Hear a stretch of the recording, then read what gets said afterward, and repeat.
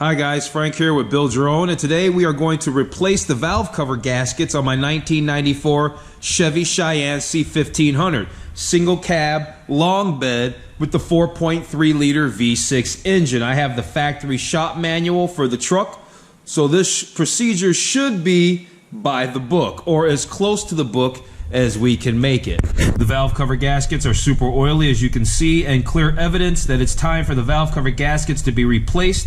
And I'm going to go with the MAHLE gasket set. Special thanks and shout out to everyone that gave me some input over at the GMT400 forum, which then better help me choose which valve cover gaskets to go with, as I also have a set of Fel-Pro valve cover gaskets as well. So from my understanding, these MAHLE gaskets are more like the OE, and I guess the Fel-Pro, even though I was sort of thinking about going with the Fel-Pro, seemed to be the lesser product. I am aware of the name MAHLE. I know MAHLE makes pistons and stuff. The first time I ever came across the name MAHLE was when I used to drive Saab SPGs from back in the day, and I had taken apart a motor and saw that the piston said MAHLE on there. So I knew that it was probably a quality product. MAHLE does a lot of stuff. They have a lot of quality products.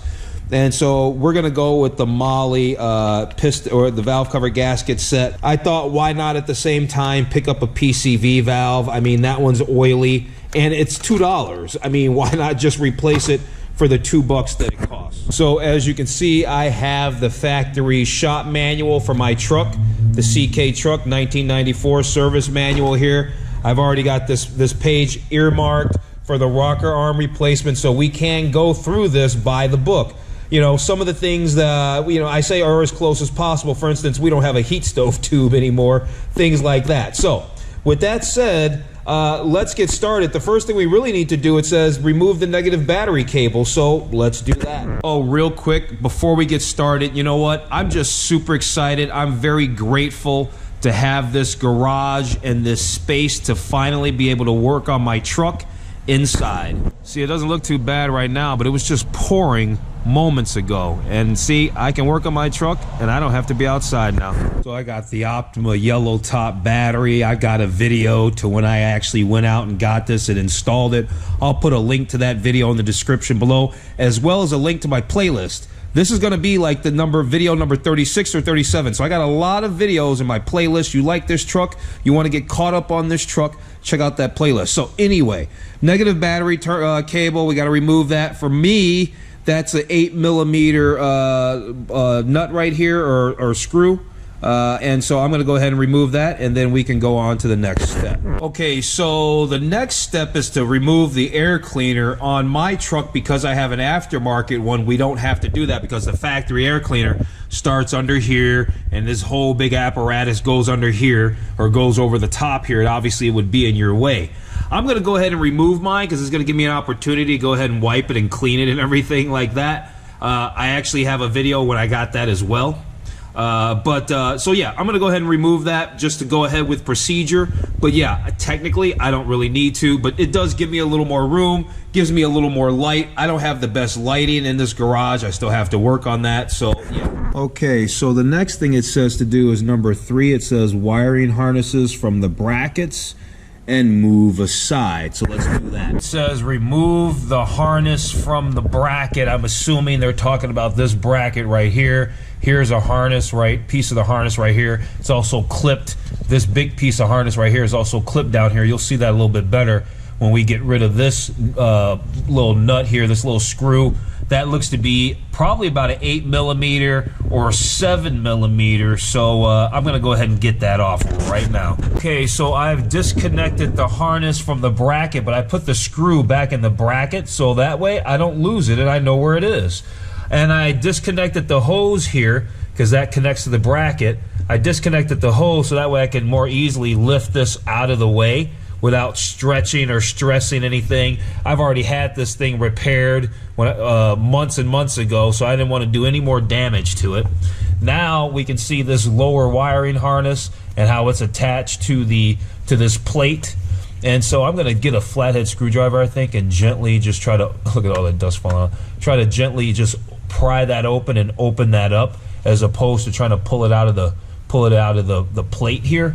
And so then I'm pretty sure then, hopefully, there's enough wiggle room to just go ahead and move that out of the way. So let's go ahead and get that done now.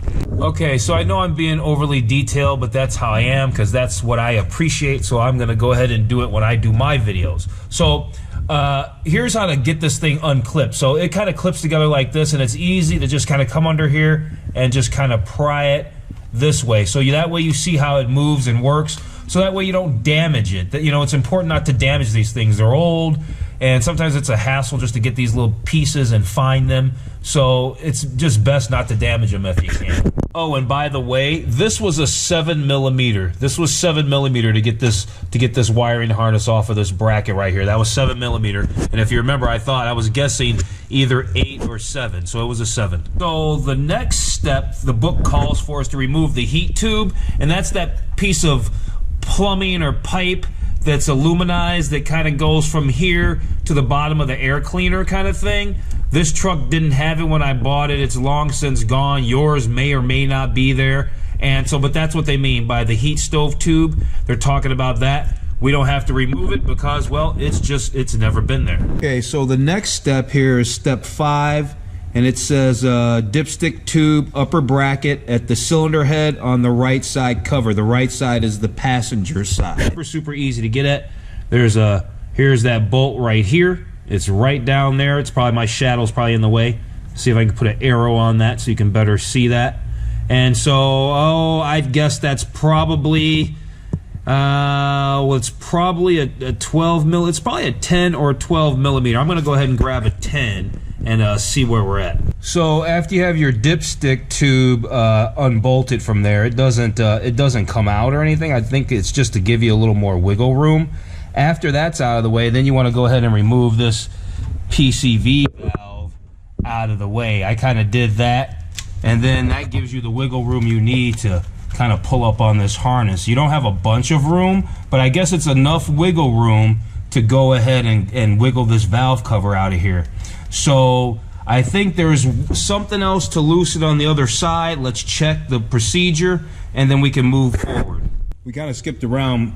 We did step 7 and not step 6. It says there's a power brake vacuum pipe on the left side.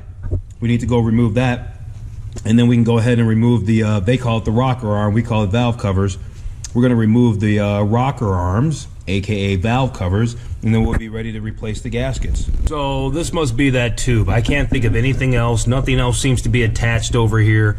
So it must just be this tube. I'm going to go ahead and pull that out, and then we're ready to remove the covers. So I'm just going to go ahead and remove the covers right after this. Okay, so this is worth noting. I just got this tubing off of here, and you see how this tubing still seems to be connected to the valve cover here.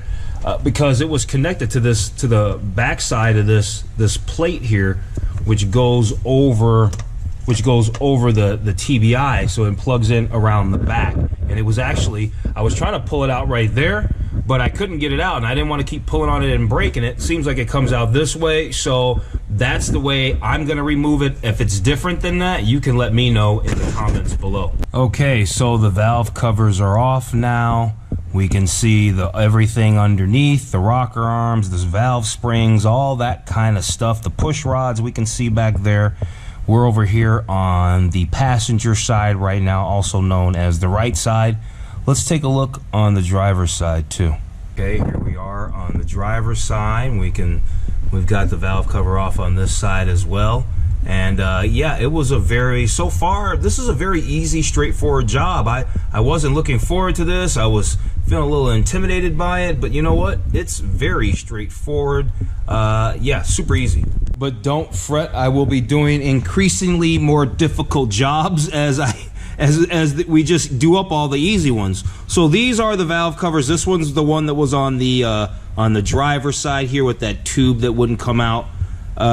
We can see the gasket in here. I've got it peeled up on the other one, so we'll take a look at the other one here. Got mouse droppings on here. When this thing was parked outside, must have been a mouse living under here. I'm gonna have to detail the engine bay again. And then these are the bolts, and they're actually in order from front to back. And I'm gonna leave it that way and put them in where they go. Here's the one that was on the driver's side. This is the one that's on the driver's side. Super oily. It's super oily. Here's the gasket, right? It's very oily, very soft and deteriorated. yeah, it's evident that these things were leaking super bad. So really, what I need to do is get this stuff cleaned up really good, and that's going to take some time, and because I don't have like one of those parts washers, which would make easy work of all this if I had a parts washer, which I do not. But so I'm going to go ahead and clean it up. I've got some degreaser and stuff like that, so I'm going to clean these parts up really good, and then we'll be ready to install the new gaskets onto these valve covers. I am using this Gunk foamy engine cleaner, so I'm gonna keep spraying this stuff on here, let it eat and chew on this for a while, and then I'll, you know, get some kind of brush and scrub it a little bit and wipe it down with some towels that I'm willing to throw away. Okay, so it's actually a couple hours later. I cleaned these in several stages, put more stuff on it, cleaned them, put more stuff on it. I didn't even get to doing the inside, and I don't think I'm going to. I'm going to kind of leave it. Like I said, if I had a parts cleaner, I'd do a much more thorough job. But I think they look pretty good. These came out really good. They look a lot better than they were a couple of hours ago. So now what I need to do is I need to take this little hook tool here and pull these out, pull these little grommets out, and replace these grommets. And then I'm going to flip these bad boys over and install these gaskets right in these grooves, and then these are ready to go back in the truck. Okay, so you know how I'm all thorough, and so you want to make sure that you get this gasket in on the right side. It's a little, like I said, I don't have the best lighting in here, but this gasket has two sides on it, and so this one side is smooth like this, you see that? And then on the other side you've got like you got a different edge here. It's better, easier to show in the corners. So in the corners it's nice and smooth, and on this side you can see that it has a different look. This is actually the top side, because this bottom side fits perfectly right in the groove. And if you look at this one, I've got it fit perfectly right in the groove there, and you can see that. So yeah, make sure that you have this gasket installed the right way. There is a right and a wrong way. Okay, we've got the gaskets installed. The grommets are all installed. That all went in nice and easy. Everything is, I made sure to really press down hard all the way around here. Make sure the seating is proper, because that's important. Now all we really need to do is put these back on the truck. I'm going to start with the one on the driver's side. Okay, so I have the valve covers installed both on the driver and passenger side. So now what we need to do is just start buttoning everything back up. So step one is that hose, this long hose right there that connects to the back of the carburetor via that little plastic plate. We need to go ahead and plug that back in, put the oil cap back on this side. I probably need to clean up the rest of that mouse stuff right there while I have good access to it. So I'm going to go ahead and do that. I've kind of snugged the bolts down. It's 90 pound-foot of torque that you snug these bolts down to. I haven't done that, but I did snug them down a little bit. So I'm going to go ahead and get everything buttoned up on this side, and I will button up everything on the other side. There's really nothing to do on the other side besides, well, let's take a look. Alright, so there's not much to button up on this side. We need to put the oil dipstick bolt back in. I've already changed out that PCV valve already, so I'll just put that back in, put the wiring harness back in the loop, and connect this back in there. That's really, and put the air cleaner back on, and connect the negative battery cable. So let's do all that. So I'm ready to torque down the valve covers. Which I'm not going to do because, well, my torque wrench that I have is just gigantic. I don't have any extensions that'll take it from this half-inch drive down to this drive here. So, like I told you, it's 90 pound-foot. So I'm just going to torque it down pretty good. And so I'm sure in the history of things, it'll be okay. Okay, everything's buttoned back up. Everything's back together. I did a little vacuuming of all that mouse poop down there. Got that all cleaned up. Everything's back together, got the battery plugged back in. Now, you know what I need to do? It's actually dark outside now, but what I need to do is I need to start the truck up, let it run for a little bit, and see if it's seeping any oil. I really don't think that it will, but that just seems like the smart thing to do. So everything's back together. Let's just fire the truck up and pull it outside.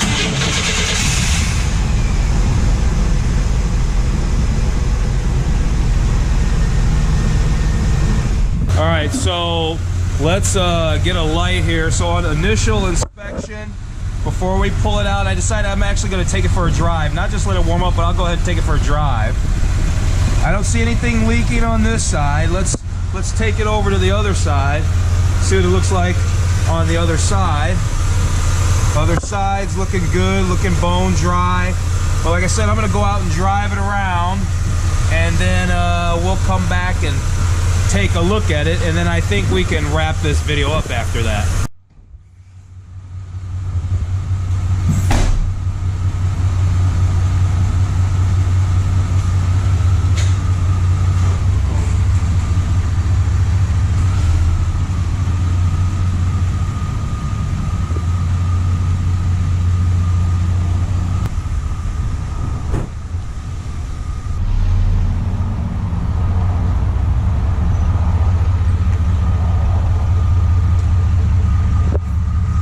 All right, well, I just got back from probably a 20-minute drive, a good 20-minute drive. The engine's all nice and heated up. I don't see what looks to be any signs of any leaking or anything like that. So I don't smell any burning oil or see any additional fluids anywhere. So I think we did this right. And I think that we did it without any new leaks or anything like that. So, a job well done. All right, guys, that wraps it up. We replaced the valve cover gaskets on the truck. That was a relatively easy, straightforward job. From here on out, the jobs are going to get a little more difficult. I need to actually do the intake manifold gaskets, and that's going to be maybe a little bit more involved, but that'll probably be one of the next things we're going to do. There's a few other things, but yeah, stay tuned. Make sure you subscribe to the channel if you want to follow along with the truck. And like I said, I got the playlist down in the description below, as well as some links to some other videos that I think are relative to some things we did, like the battery and the Edelbrock intake air cleaner and all that kind of stuff. So thanks for watching. I hope you found this video helpful, and if you did, like, share, and subscribe.